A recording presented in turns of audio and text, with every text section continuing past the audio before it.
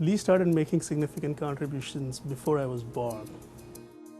He was the only one in biology who was really so highly focused on technology development. You know, he's made tremendous predictions.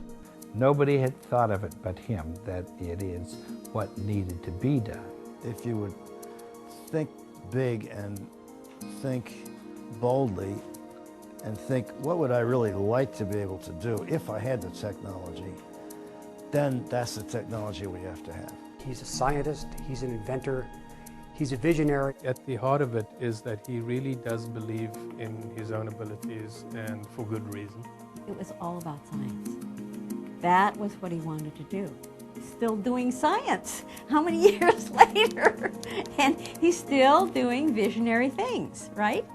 Let me tell you about a dream I have for medicine in the future. And it's a dream where we can reach out to all citizens in the world. It's a dream where we can change fundamentally how we do medicine from its current reactive mode to a predictive, a preventive, a highly personalized, and even a participatory mode. I've known Lee for more than 30 years, and I first encountered him when I was a graduate student. He was this kind of a Boy Scout with these khaki shorts and a plaid shirt, and you weren't sure who was the student and who was the faculty member. I met Lee when we were trying to recruit him to the University of Washington. You know, when you meet Lee, you're, from my point of view, overwhelmed with his intellect. It's not that it's overbearing, it's just that it's evident. He looks at you with those eyes, and you understand how much is behind them. I met Lee Hood when the University of Washington wanted to bring him to Seattle, and they enlisted me to meet with Lee and encourage him, as well as provide some of the resources that would allow Lee to exercise his great innovation and build an incredible department. I think the first time I ever saw Lee was not face-to-face. I was at MIT at a meeting, and Lee gave one of these incredibly inspirational talks at that time. Used, I think, 3 or 4 slide projectors at the same time. That was his trademark. He was at the UW at the time. So he came there and he gave a talk. I think that was all I needed. I saw him give a talk at the International Symposium for Cell Biology in Montreal. And so I fall into that same camp of knowing precisely when I first saw Lee. When I was a senior in high school, in the fall of my senior year, I was downtown Great Falls, Montana, population 30,000, and I saw this kid and his mother, and he had a Caltech jacket. Caltech had 2 qualities which suited Lee very much. Leave you alone and assume that you would find your way, and the other was, it was a very encouraging place about building up a big lab group. Lee really was a major influence on me. Every year they had a big group going to Missoula to do all kinds of different things, presentations, discussions. After the event, there's a big dance. So he walked over and he said, "May I have this dance?" And I said, "Of course." Lee is absolutely visionary in terms of, you know, changing the world of the way science is done. There is nobody in science like Lee in having this kind of big vision. He was very passionate that you have to practice biology at the leading edge and have technology development serve the interests of solving important biological problems. Lee was very keen on technology and the importance of technology for advance in modern bioscience. I'm a big believer in the great work Lee is driving at the Institute for Systems Biology.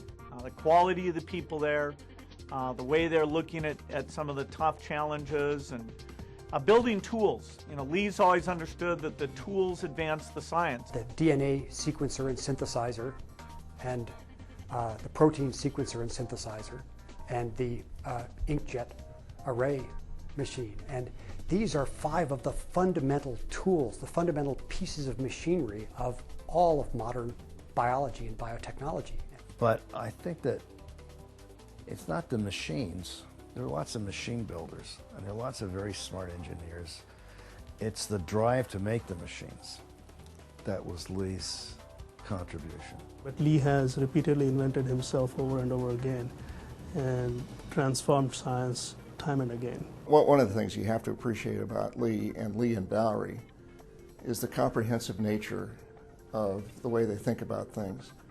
And when I say that, I particularly think about their interest in education.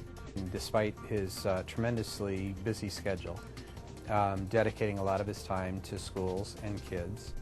He got me and my department very interested in K-12 activities.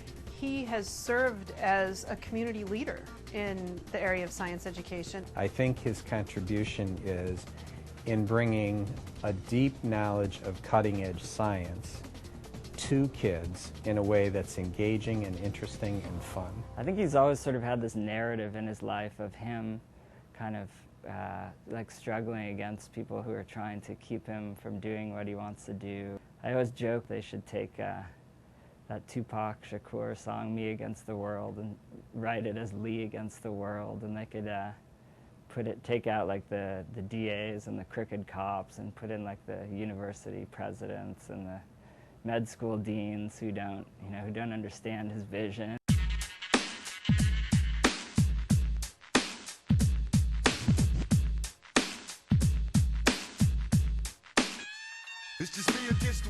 Every stage of his career, he has faced what I'd call organizational resistance. Lee just doesn't do obstacles. I mean, he does obstacles, but he doesn't get stuck by obstacles. When somebody tells Lee it ain't going to work, he says, yeah. And then he goes ahead no matter what and does it. It's difficult for many young biologists to realize today that there was huge resistance in the community to doing something like sequencing the genome. In fact, there was a large segment of scientific opinion that thought if you didn't work on only one gene, you were just wasting everyone's time. The power of positive thinking was never more embodied in a single individual than it is in Lee Hood. Lee has the ability to inspire and the ability to attract really, really bright people to him. Lee has shown through his optimism that if you stay focused and if you're optimistic, some of your good ideas can actually pan out. Lee is almost never wrong.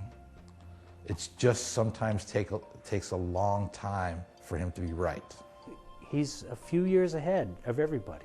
And Lee would say, here's how I think it happens, and here's how we're going to solve it. And he'll be saying that 15, 20 years ahead of anybody else. He looks at the problem from 30,000 foot. And that, again, I think has allowed him to see a larger landscape, which has permitted him to have the confidence to step across normal boundaries. I see him as being an architect of concepts. For a concept to take off, someone has to first think it, and then they have to name it, and then they have to popularize it. And he's a genius at that. So his latest venture in that regard is P4. What I'd like to do is to discuss the future rather than the past. So I'd like to tell you about systems biology and how I view it. I'd like to tell you about systems medicine and how it's going to transform medicine and push us, I think, within 10 years toward a revolution which we call P4 medicine. Predictive, personalized, participatory, and ultimately preventive. He's interested in changing the healthcare system, not only of the United States, but of the world, and frankly, likely to do it.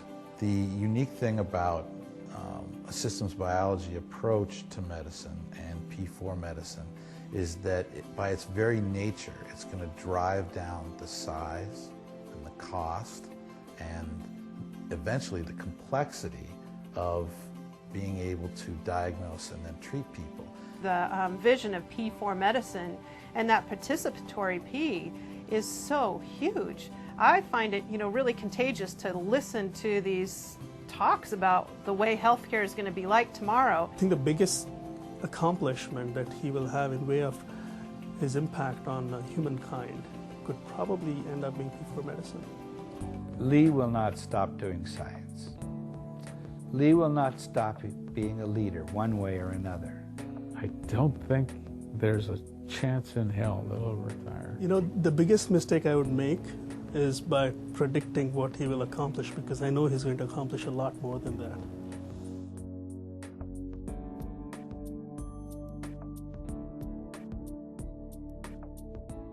Congratulations, Lee, on your 70th birthday. I hardly believe you're that old. Your energy's amazing. I know in the next decade you're going to achieve even more fantastic things.